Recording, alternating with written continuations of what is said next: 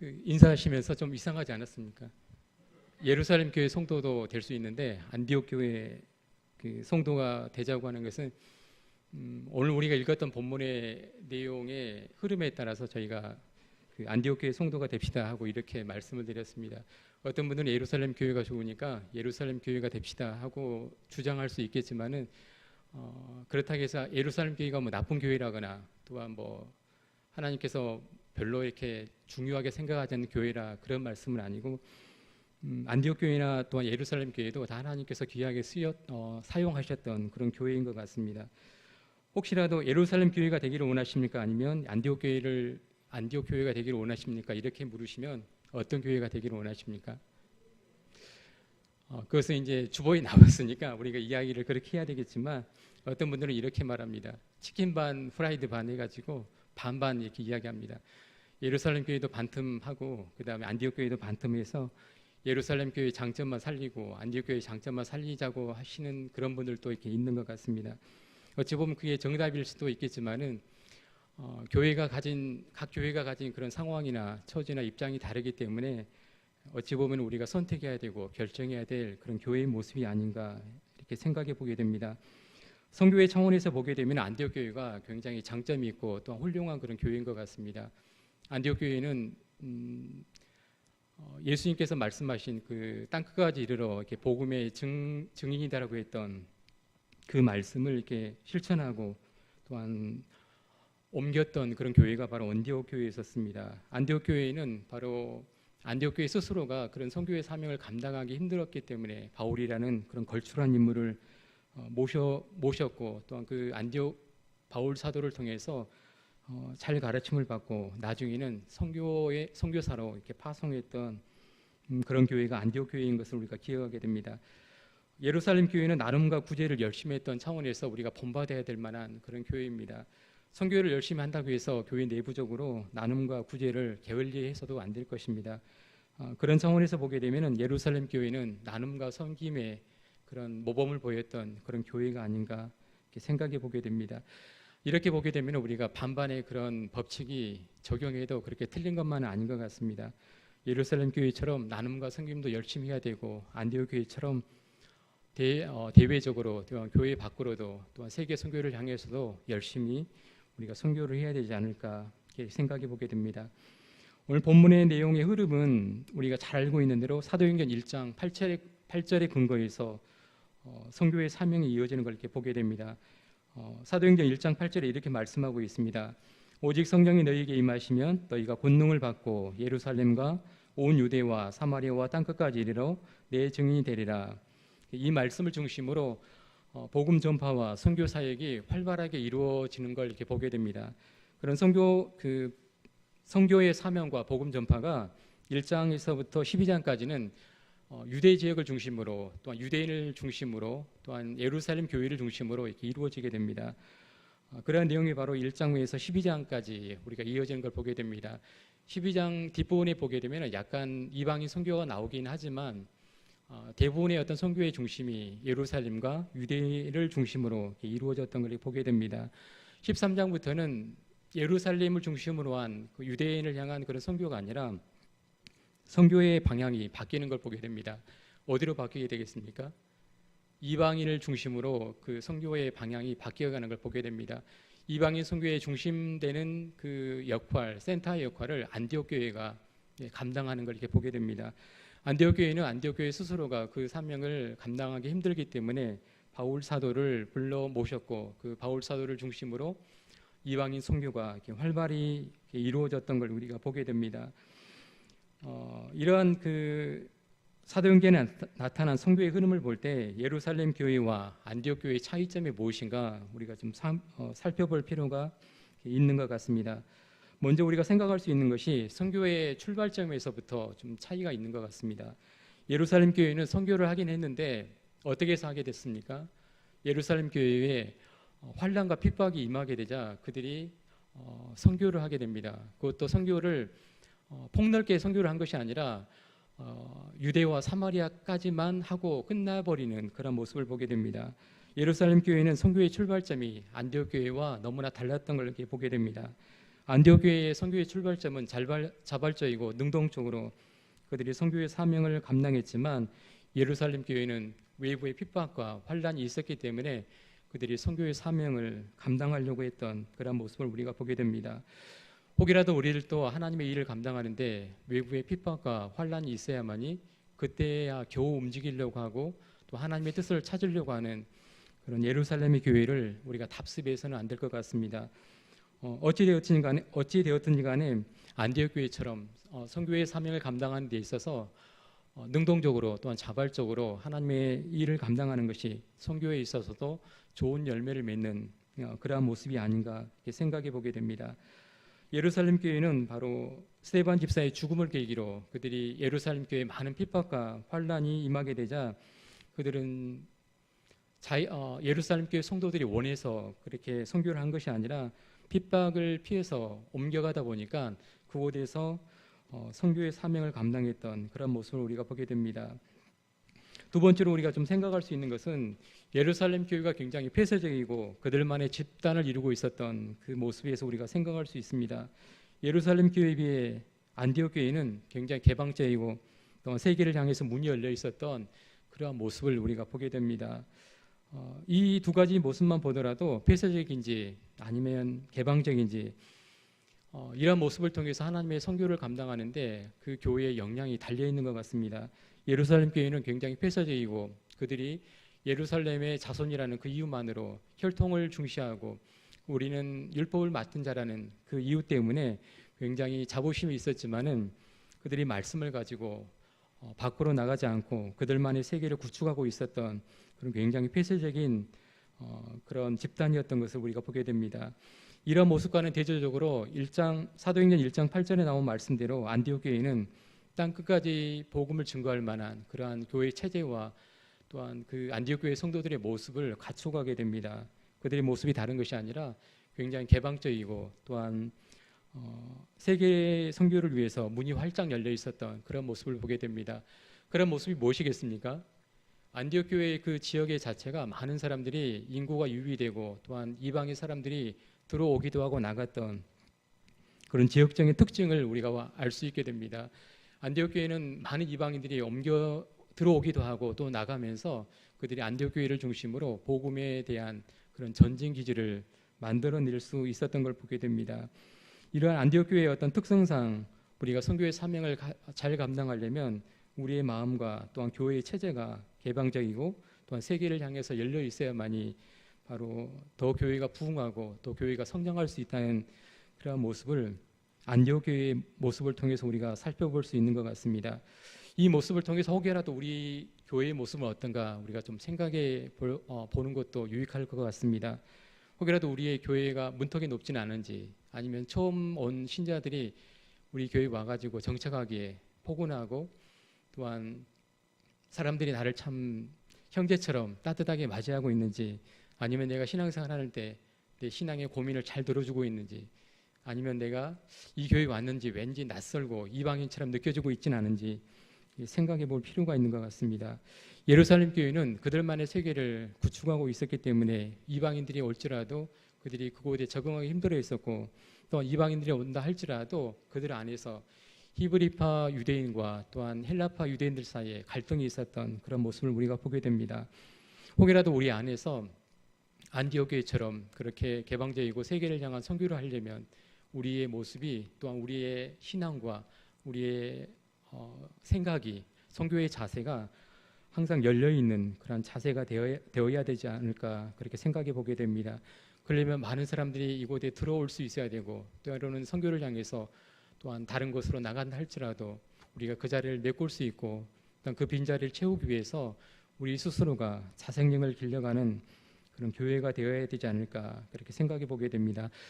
나중에도 우리가 좀 살펴보겠지만은 안디옥 교회가 바울과 바나바를 선교사로 파송하지만 그 안디옥 교회의 가장 중심이 되고 중요한 인물이었던 그 바나바와 바울이 선교사로 파송이 되었다 할지라도 안디옥 교회가 문을 닫았다거나 아니면 안디옥 교회가 부흥이 안 됐다거나 그런 일이 없이 바나바와 바울이 없다 할지라도 안디옥 교회가 더 발전하고 더 성장하고 성숙된 교회로 성장했던 것을 우리가 보게 됩니다.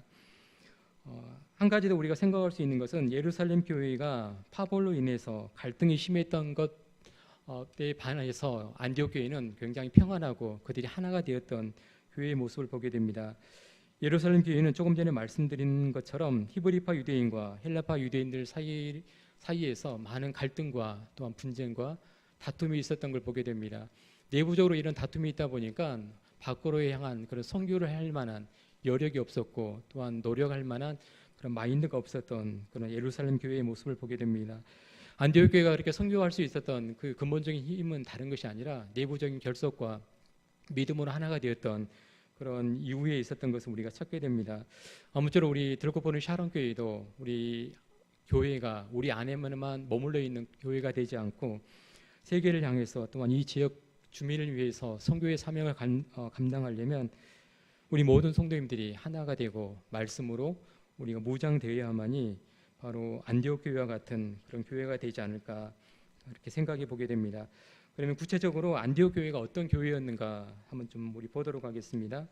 13장 1절에 있는 말씀을 한번 보도록 하겠습니다. 안디옥 교회에 선지자들과 교사들이 있으니 곧 바나바와 니게르라 하는 시므온과 고린네 사람 루기오와 분봉왕 헤로데 젖동생 마나엔과 미 사울이라. 1절에는 바로 안디옥 교회의 구성원들, 그러니까 선지자들과 교사들의 이름을 말씀하고 있습니다. 이 사람들이 굉장히 걸출하고 대단한 그런 인물이었던 것을 우리가 생각해 보게 됩니다. 이 사람들을 왜 언급했겠습니까?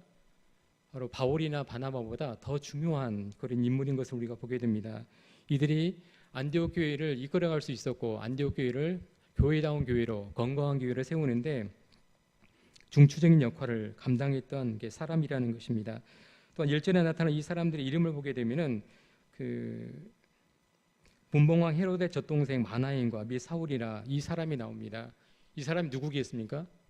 유대인도 아니고 정통 그 기독교인도 아니지만은 이 사람들이 헤로데 젖동생 분봉왕 헤로데 젖동생 마나엔과 사울이 안디옥 교회에 들어와서 신앙생활 할 정도로 안디옥 교회의 문턱이 낮았고 안디옥 교회가 그렇게 이방인이라 할지라도 그들이 복음을 받아들이고 또한 말씀으로 그들이 하나가 되었던 그런 교회의 모습을 보게 됩니다.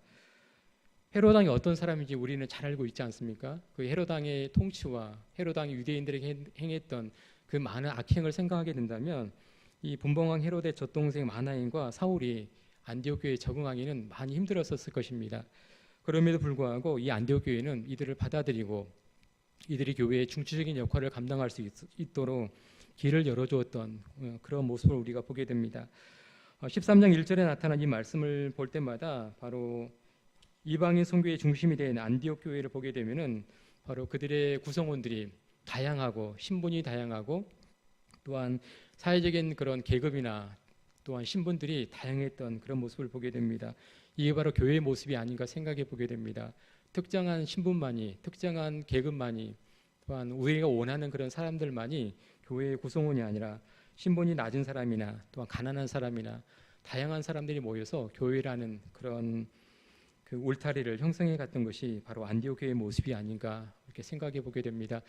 우리 들고 보는 샤론 교회도 앞으로 더 발전하고 또한 부흥하는 교회가 되려면 우리 안에 다양한 사람들이 모일 수 있도록 나와 생각이 다르다 할지라도 나와 세상에 하는 일이 다르다 할지라도 또한 나와 신분이 다르고 또 살아가는 경제적인 형편이 다르다 할지라도 그들을 수용하고 그들을 이해하고 그들이 교회 안에서 하나가 될 수 있도록 만들어 갔던 사람들이 바로 13장 1절에 나타난 그런 사람들이었던 걸 보게 됩니다. 이렇게 1절에 나타난 이 평신도 사역자들이 또한 선지자와 교사들로 인해서 안디옥 교회가 든든하게 서갔던 그런 모습을 보게 됩니다. 다음으로 우리가 생각할 수 있는 것은 이 1절에 나타난 이 사람들이 금식하며 기도하며 하나님의 뜻을 찾아갔던 그런 사람의 모습인 걸 보게 됩니다. 2절에 있는 말씀을 보겠습니다. 주를 섬겨 금식할 때 성령이 이르되 내가 불러 시키는 일을 위하여. 2절을 보게 되면은 이 안디옥 교회 그 선지자와 교사들이 금식하며 기도하면서 하나님의 뜻을 이루어갔다고 이렇게 말씀하고 있는 걸 보게 됩니다. 안디옥 교회 성도들이 왜 금식했겠습니까? 바로 그들이 가지고 있는 다양한 사람들과 다양한 계층과 다양한 사람들이 하나로 묶이기 위해서는 그들이 가지고 있는 성질과 그들이 가지고 있는 생각을 내려놓기 위해 그들의 욕심과 그들의 어떤 기질들을 내려놓기 위해 금식하지 않았는가 생각해 보게 됩니다. 내 성질대로 행동하게 된다면 다양한 사람들 속에서 얼마나 싸움이 많겠습니까? 그러한 것을 내려놓기 위해 그들은 금식하였고 또 하나님의 뜻을 알기 위해서 그들은 기도했던 걸 우리가 보게 됩니다. 안디옥 교회 사람들은 이렇게 금식하며 기도하면서 바로 하나님의 뜻을 찾아갔던 그런 성령의 사람들인 걸 보게 됩니다. 2절에 있는 말씀을 보게 되면은 안디옥 교회 성도들이 성령이 하시는 일을 어떻게 찾아갔는가 한번 나오는데 다시 한번 보도록 하겠습니다. 성령이 이르시되 내가 불러 시키는 일을 위하여 바나바와 사울을 따로 세우라 하시니 2절에 있는 말씀을 보게 되면은 안디옥 교회 성도들이 성령이 하시는 일이 무엇인가를 세 가지로 우리가 보게 됩니다. 첫 번째가 성령께서 사람을 불러 세우는 것이 불러내는 것이 바로 성령의 일인 것을 우리가 보게 됩니다. 사울은 고향에 있었지만은 바울이 고향에 있었지만은 고향에 있는 바울을 불러내서 안디옥 교회로 불러냈던 사람이 바로 바나바였습니다. 이 바나바가 바울을 불러내서 안디옥 교회에서 성경을 가르치고 또한 말씀을 가르쳐서 안디옥 교회가 교회다운 교회로 말씀에 든든히 서는 그런 교회가 될 수 있도록 바로 했던 그런 모습을 보게 됩니다. 성령이 일을 한다는 것은 다른 것이 아니라 바로 사람을 불러내는 일이 바로 첫 번째 중요한 일인 걸 보게 됩니다. 우리들도 우리 주변에 교회를 기피하거나 교회에서 멀리 있던 사람들을 교회로 불러내는 것, 그것이 바로 성령이 해야 될 첫 번째 일이 아닌가 이렇게 생각해 보게 됩니다. 두 번째 나타난 것은 성령이 일을 하도록 그들을 불러냈던 걸 보게 됩니다. 하나님께서 우리를 왜 교회로 불러냈겠습니까? 바로 하나님이 일을 하도록 우리를 불러냈던 걸 보게 됩니다. 사람을 부르는 것으로만 끝나는 것이 아니라 부름을 받았던 사람들이 바로 성령이 일을 하도록 하나님의 일을 하도록 사명을 주고 또한 일을 맡겨주는 것이 바로 교회의 사명인 것을 오늘 본문은 가르쳐주고 있습니다. 세 번째 우리가 생각할 수 있는 것은 바나바와 바울을 따로 세우는 일을 했던 걸 이렇게 보게 됩니다. 이게 따로 세웠다는 것은 그들을 선교사로 이렇게 파송하기 위해서 그들을 더 특별히 이렇게 세웠던 걸 우리가 보게 됩니다. 성령이 충만한 교회의 세 번째 모습이 바로 사람을 세워서 그 세운 사람에게 직분을 사명을 맡겨주는 일인 걸 이렇게 보게 됩니다. 우리들도 교회에서 많은 일을 감당하면서 내가 교회에서 무슨 일을 해야 될지 내가 할 일이 무엇인지 모르는 그런 사람들도 있는 것 같습니다. 내가 일을 하고 싶은데 나를 써주는 사람이 없고 나한테 일을 하라고 하는 사람이 없는데 하고는 싶은데 혹여라도 그런 사람이 있다면 바로 오늘 안디옥 교회처럼 그런 성도들, 안디옥 교회 성도들처럼 그런 사람이 없도록 바로 1절에 나타난 그런 선지자와 교사들이 그러한 일들을, 그러한 교통 정리를 잘했던 그런 모습을 우리가 보게 됩니다. 다음으로 안디옥 교회가 바나바와 바울을 따로 세워서 선교사로 세우는 일이 바로 3절에 나오는 걸 보게 됩니다. 3절에 있는 말씀 우리 다 같이 한번 읽도록 하겠습니다. 이에 금식하고 기도하고 두 사람에게 안수하여 보내니라. 3절에 있는 말씀은 아주 짧게 나오는데 짧게 나온 이 말씀을 볼 때마다 금식하며 기도하고 두 사람에게 안수하여 보내니라 이렇게 말씀이 짧게 나왔지만은 이 사이에 안디옥 교회에 많은 일들이 있었던 것을 우리가 좀 생각해 볼 필요가 있는 것 같습니다.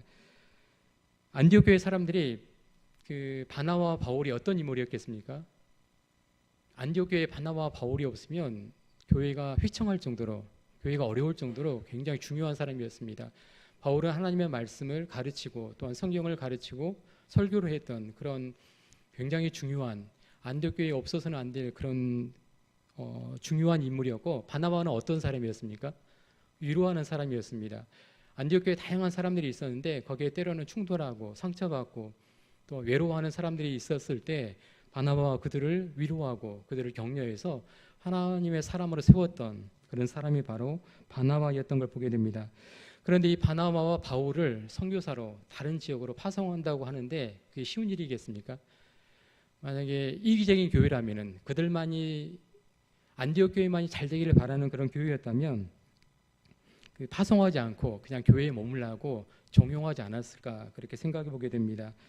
이 안디옥 교회가 그래서 훌륭하다고 하는 점이 바로 여기에 있는 것 같습니다. 안디옥 교회는 다른 것이 아니라 사람을 의지하지 않고 하나님을 의지하는 믿음의 사람들이었던 걸 보게 됩니다. 안디옥 교회 성도들은 사람을 의지하지 않았던 게 다른 것이 아니라 바나바와 바울이 없다 할지라도 하나님께서는 안디옥 교회를 세우시고 안디옥 교회에 필요한 사람을 보내시고 또한 바나바와 바울이 했던 그 사역을 대체할 만한 사람을 보내실 것을 그들은 믿었기 때문에 기쁜 마음으로 바나바와 바울을 선교사로 파송할 수 있었던 그런 모습을 우리가 보게 됩니다.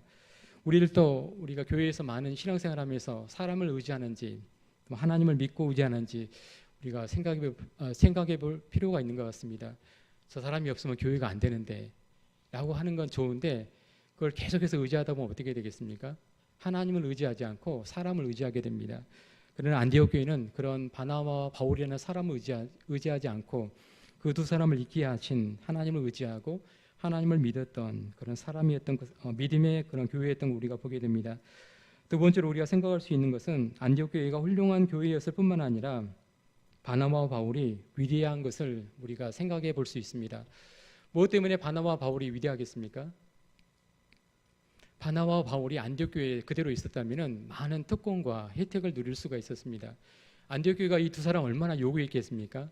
그들이 있기를 원했고 그들이 더 있어줬으면 하는 그런 바람이 있어서 그들의 사역이 잘하고 있었고 또 더 훌륭하다고 칭찬을 받았음에도 불구하고 잘하고 있을 때 훌륭하다고 할 때 떠날 수 있었던 그들의 모습을 보게 됩니다. 바나바와 바울은 그들이 위대했던 건 다른 것이 아니라 안디옥 교회에서 더 누릴 수 있었고 평안할 수 있었고 더 좋은 칭찬과 명성을 누릴 수 있었음에도 불구하고 그런 모든 혜택과 특권을 내려놓고 바로 하나님의 선교를 위해서 떠날 수 있었던 그런 모습을 보게 됩니다. 그들이 떠난 것이 영원히 떠난 것이 아니라 계속해서 선교의 보고를 하고 안디옥 교회의 지원을 받고 또한 기도의 동역자로서의 그런 관계를 끈끈이 유지했던 그런 두 사람의 그런 관계를 우리가 생각해 보게 됩니다. 세 번째로 우리가 생각해 볼 수 있는 것은 안디옥 교회는 안디옥 교회 성도가 왜 그렇게 위대하고 훌륭할 수 있었던 것은 욕심을 버리고 바로 이기심을 내려놓을 수 있었던 그들의 결단에 있었던 걸 보게 됩니다. 바나바와 바울을 선교사로 파송해야 된다는 걸 알았지만은 그들이 욕심과 이기심 때문에 행동으로 옮기지 못한다면은 하나님의 선교가 아무런 힘을 발휘하지 못할 것입니다. 하나님의 뜻을 아는데도 결정적인 순간에 또 이것이 하나님의 일이라고 하는데도 결정적인 순간에는 인간의 욕심 때문에 인간의 이기심 때문에 하나님의 일을 하지 못하는 그런 많은 일들을 우리가 보게 됩니다. 혹이라도 우리는 우리의 욕심 때문에 우리의 이기심 때문에 하나님의 일이 하나님의 뜻이 좌초되거나 또 무시되는 일이 없는지 우리가 생각해 보는 그런 시간들이 되었으면 좋겠습니다. 안디옥 교회 성도들이 위대한 것은 다른 데 있었던 것이 아니라 이것이 하나님의 뜻이라고 한다면 그들이 원하고 그들이 교회라는 그 공동체를 더 생각하는 것보다 더 큰 하나님의 일을 더 큰 하나님의 사명을 세계를 향한 선교와 열방을 향한 그런 전도를 생각했던 그런 안디옥 교회의 모습을 우리가 생각해 보게 됩니다. 우리들도 교회에서 많은 회의를 하고 또한 토론하게 됩니다. 그럴 때마다 모두가 다 하는 말이 있습니다. 이것이 하나님의 뜻이고 하나님의 일입니다라고 말하는데 그럴 때마다 하나님의 뜻이고 하나님의 일이라고 한다면 하나님의 방법으로 해야 되는데 그렇지 않고 나중에 언성이 높아집니다. 그러면 누가 진짜 하나님의 뜻인지 생각해 봐야 되는데 거기에서 우리가 생각할 수 있는 것은 바로 인간의 욕심과 이기심을 내려놓고 바로 하나님의 뜻과 성령의 인도하심을 받는 그런 모습이 우리에게 필요할 것 같습니다. 그래서 안디옥 교회 성도들은 금식과 기도를 통해서 그런 것들을 유지하게 됩니다. 왜 금식이 중요하겠습니까? 인간의 욕망과 인간의 그 모든 욕심들을 탐욕들을 내려놓기 위해서 그들은 금식했던 걸 보게 됩니다. 그들은 또한 기도를 통해서 하나님의 뜻이 무엇인가 안디옥 교회의 욕심, 그들만의 욕심이 아니라 하나님의 뜻을 끝까지 실천하고 또한 이루어가기 위해서 그들은 기도했던 것을 우리는 보게 됩니다. 아무쪼록 우리 들고 보는 샤르게 성도님들께서도 안디옥 교회 성도님들처럼 이러한 건강한 교회의 모습이 우리에게 필요하지 않은가 이렇게 생각해 보게 됩니다. 다음으로 바나바와 바울이 바로 선교의 사명을 가지고 출발하게 됩니다.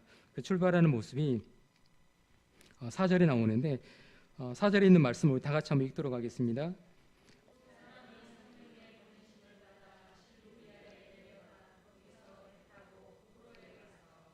이 사전에 보게 되면 구브로에 내려갔는데 이 구브로가 바나바의 고향입니다. 바나바의 고향인 그 구브로에 가서 이제 선교의 사역을 이렇게 시작을 하게 됩니다. 선교의 사역을 시작하면서 이 바나바와 바울이 그 6절에 보게 되면은 5절입니다. 살람에 이르러 하나님의 말씀을 유대인의 여러 회당에서 전할세 요한을 수용원으로 두었더라. 이렇게 말하면서 이 바나바와 바울이 회당을 중심으로 이렇게 선교를 했던 그런 모습을 보게 됩니다. 바나바와 바울이 그냥 길거리 전도를 한 것이 아니라 유대인이 머물렀던, 유대인이 많이 모일 수 있는 회당에서 회당 중심의 선교를 했던 그런 모습이 바로 그 5절에 나와 있는 걸 보게 됩니다. 6절입니다. 온 섬 가운데로 지나서 바보에 이르러 바예수로 하는 유대인 거짓 선지자인 마술사를 만나니, 이들이 더 지나서 이제 바보, 우리가 잘 알고 있는 파포스에 이르러서 이 바나바와 바울이 두 사람을 만나게 됩니다. 한 사람은 총독 서기오 바울을 만나게 되고, 또 한 사람은 그 마술사 엘루마를 만나게 됩니다. 엘루마는 유대인이며 거짓 선지자인데, 이 마술사인 이 엘루마를 만나서 바울이 굉장히 곤욕을 치르게 됩니다. 총독 서기오는 바울을 만나서 바울의 말을 듣고 또한 설교를 듣고자 그 말에 경청하고 또 바울과 굉장히 교제를 나누고 싶었던 그런 총독 서기오의 모습을 보게 됩니다. 총독 서기오가 어떤 사람인지 7절에 이렇게 나옵니다. 그가 총독 서기오 바울과 함께 있으니 서기오 바울은 지혜 있는 사람이라 바나바와 사울을 불러 하나님의 말씀을 듣고자 하더라. 총독 서기오 바울이 굉장히 지혜롭고 하나님의 말씀을 듣고자 해서 그들을 불렀는데, 이 모습에 대해서 그 마술사 엘루마가 굉장히 시기하고 또한 방해했던 그런 말씀이 이렇게 나옵니다. 8절입니다. 이 마술사 엘루마는 이름을 번영하며 마술사라 그들을 대적하여 총독으로 믿지 못하게 힘쓰니, 이 마술사 엘루마가 바울의 선교와 바울의 그 전도를 듣지 못하도록 그 총독 서기오를 굉장히 충동하고 또한 이간질했던 그런 모습을 보게 됩니다. 바울이 선교하고 말씀을 전하는데 항상 좋은 일만, 또한 항상 그 탄탄대로만 달렸던 것이 아니라 복음을 증거할 때마다 바울의 복음을 방해하고 회방하고 또한 그렇게 시기하고 질투했던 그런 사람들이 있었던 걸 보게 됩니다. 오늘 본문에는 바로 마술사 엘루마가 바울의 복음을 방해하고 바울을 해코지 하는 그런 모습이 나오는 걸 보게 됩니다. 엘루마가 복음을 왜 방해했겠습니까? 한번 우리가 생각해 볼 필요가 있는 것 같습니다. 다른 것이 아니라 복음이 총독 서기오 바울에게 전해지게 되면 자신의 영향력이 급격하게 떨어지기 때문에 그렇게 바울의 복음을 이렇게 방해했던 걸 보게 됩니다. 이 사람은 마술을 통해서 사람들을 현혹해 했고 유혹했으며, 또한 그 마술을 통해서 또한 거짓 선지자는 이름에 걸맞게 이 엘루마는 바로 이 파포스에서 영향력을 행사했던 그런 사람인 걸 우리가 보게 됩니다. 이 사람은 이 마술사를 통해서 자신의 이익과 또한 많은 권력을 누렸는데, 바로 바울 때문에 그러한 모든 권력과 이익을 누리지 못하게 되자 바로 바울의 복음을 방해했던 걸 이렇게 보게 됩니다. 우리를 또 어떤 사람이 말씀을 방해하고 복음을 방해하겠습니까? 인간이 가지고 있는 욕심 때문에 그렇습니다. 내가 가지고 있는 권리와 이익을 누리기 위해서 하나님의 말씀까지도 또한 진리까지도 방해하려고 하는 그런 사람들이 있는 걸 보게 됩니다. 두 번째로 엘루마가 왜 그렇게 그 복음을 방해했는가 하는 것은 다른 것이 아니라 바로 바울에 대한 시기와 질투심 때문에 그렇게 바울의 복음을 방해했던 그런 모습을 보게 됩니다.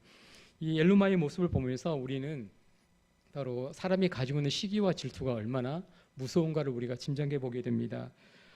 엘루마는 자신이 마술을 통해서 거짓 선지자의 그 능력을 통해서 자신의 이익과 권력과 또한 이권을 많이 챙겼지만, 바로 바울이 등장하게 되자 서기오 바울에게서 많은 영향력이 떨어지게 되고 결국에는 그 자리에 서지 못할 것을 알자 결국에는 바울을 시기하고 질투했던 그런 모습을 보게 됩니다. 우리들도 혹여라도 우리가 하나님의 말씀을 듣고 배울 때마다 우리 마음속에 복음에 대한 또한 진리에 대한 그런 순수한 마음으로 받아들이는 것이 아니라 바로 이 박수 엘루마처럼 바로 시기와 질투 때문에 하나님의 사람을 또한 진리를 방해하는 일이 없어야 될 것 같습니다. 마지막으로 우리가 생각할 수 있는 것은 이 바울과 바나바가 바로 복음을 증거하게 되자 이 복음을 굉장히 방해하고 또한 해코지 하면서 혹여라도 그 권리를 회복할 줄 알았지만 결국 어떻게 되었는지 우리 잠깐 한번 보도록 하겠습니다. 9절에 있는 말씀 한번 보도록 하겠습니다. 바울이라고 하는 사울이 성령에 충만하여 그를 주목하고, 우리 9절을 보게 되면은 바울이 그 엘루마에 대해서 이렇게 말합니다. 성령에 충만해서 그렇게 말을 했는데 바울이 어떻게 말했는지 10절에 이렇게 말합니다. 10절에 있는 말씀을 우리 같이 읽도록 하겠습니다. 이르되 모든 거짓과 악행이 가득한 자요 마귀의 자식이요 모든 의의 온수예요.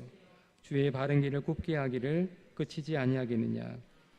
10절에 나타난 그 바울의 말을 보게 되면은 바울이 그 사사로운 감정으로 또한 분노 때문에 그렇게 그 엘루마를 그렇게 저주한 것이 아니라 9절에 나타난 것처럼 성령에 충만하여 이렇게 말하고 있습니다. 10절에 보게 되면 마귀의 자식이요 이렇게 말을 하고 있는데 이 말은 굉장히 엘루마를 저주하고 엘루마가 어떠한 사람인가를 한마디로 말해주는 굉장히 그런 그 분행한 그런 언어인 걸 보게 됩니다. 우리가 혹여라도 우리가 말을 할 때 마귀의 자식이요 이 말을 굉장히 쓰는 것이 조심스럽고 또 써서는 안 될 그런 말인 것을 우리가 보게 됩니다. 근데 이 말을 썼던 바울이 성령에 충만해서 말을 했기 때문에 바울의 인간적인 감정과 분노가 섞인 말이 아니라 객관적이고 또한 하나님의 뜻대로 엘루마를 저주했던 그런 모습을 보게 됩니다. 10절을 보게 되면 엘루마를 그렇게 저주하는데 그 저주의 내용이 이렇습니다. 모든 거짓과 악행이 가득한 자요. 바로 엘루마가 이런 사람이었던 걸 보게 됩니다. 진리에 대해서는 방해하고 모든 거짓과 악행이 가득한 이 사람을 한마디로 마귀의 자식이라고 바울은 규정하고 있는 걸 보게 됩니다. 모든 의의 온수요 주의 바른 길을 굽게 하기를 그치지 아니하겠느냐. 엘루마의 그 모든 행동의 결과가 모든 의와 온수를 맺고 또한 바른 길을 굽게 했던 그러한 모습을 우리가 보게 됩니다. 바울이 봤던 것은 엘루마의 겉모습이 아니라 그 마음속에 가지고 있었던 엘루마의 속사람의 모습을 보았던 걸 보게 됩니다. 우리는 다른 사람을 볼 때 어떤 모습을 가지고 평가하고 있습니까? 우리가 성령의 충만한 모습으로 그 사람의 속에 가지고 있는 바로 마귀의 자식인지 또 하나님의 자녀인지 우리가 구분할 줄 아는 그런 영안의 눈이 우리에게 필요할 것 같습니다. 10절에 있는 말씀을 볼 때마다 우리는 마귀의 자식이라는 이 말이 함부로 써서는 안 될 말이고 조심스럽게 해야 되겠지만은 이러한 사람이 되지 않도록 이러한 사탄의 자녀가 되지 않도록 우리에게 경계하고 또한 가르치는 그런 말씀이 아닌가 생각해 보게 됩니다. 우리는 교회 안에서 또 믿음의 사람이 되었다 한다면 거짓과 악행이 있었다 할지라도 그것을 내어버리고 진리의 사람으로 또한 복음의 사람으로 바뀔 수 있도록 하는 것이 바로 교회의 사명이 아닌가 생각해 보게 됩니다. 마지막으로 11절에 보게 되면 이 박수 엘루마가 시각장애인이 되어서 앞을 바라보지 못하는 그러한 그 불행한 인생을 살아가는 그런 모습을 보게 됩니다. 11절을 우리 다 같이 읽도록 하겠습니다.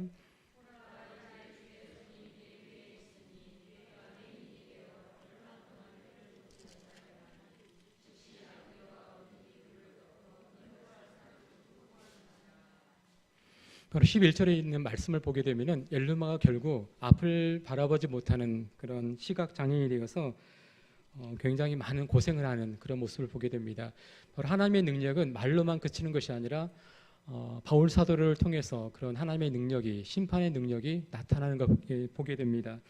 혹여라도 우리는 바울 사도와 같은 그런 복음에 앞장서는 사람이 될지언정 엘루마와 같이 하나님의 말씀과 복음을 방해하다가 그런 불행한 인생이 되지 않도록 우리에게 가르쳐주는 그런 중요한 말씀이 아닌가 이렇게 생각해 보게 됩니다. 말씀을 정리하고 우리 마치도록 하겠습니다. 오늘 사도행전 13장에 있는 말씀을 바라보면서 안디옥 교회가 얼마나 건강하고 안디옥 교회를 통해서 세계 선교를 향한 그런 출발점이 또한 거점의 교회가 되었는지 우리가 생각해 보게 됩니다. 그런 안디옥 교회가 가지고 있었던 큰 장점은 바로 사람이 중심이 된 교회가 아니라 하나님 중심이며 말씀이 중심이 된 그런 교회인 걸 우리가 보게 됩니다. 사람이 모이고 또한 사람이 일을 하지만 그 속에 사람이 보이는 것이 아니라 하나님의 말씀과 하나님의 능력과 성령의 인도하심이 가득했던 그 안디옥 교회의 모습을 볼 때마다 우리들도 우리 샤론 교회를 통해서 바로 우리 인간의 모습과 인간의 감정은 다 감추어지고 성령의 인도하심이 가득한 그런 교회가 되었으면 좋겠습니다. 다 같이 기도하도록 하겠습니다.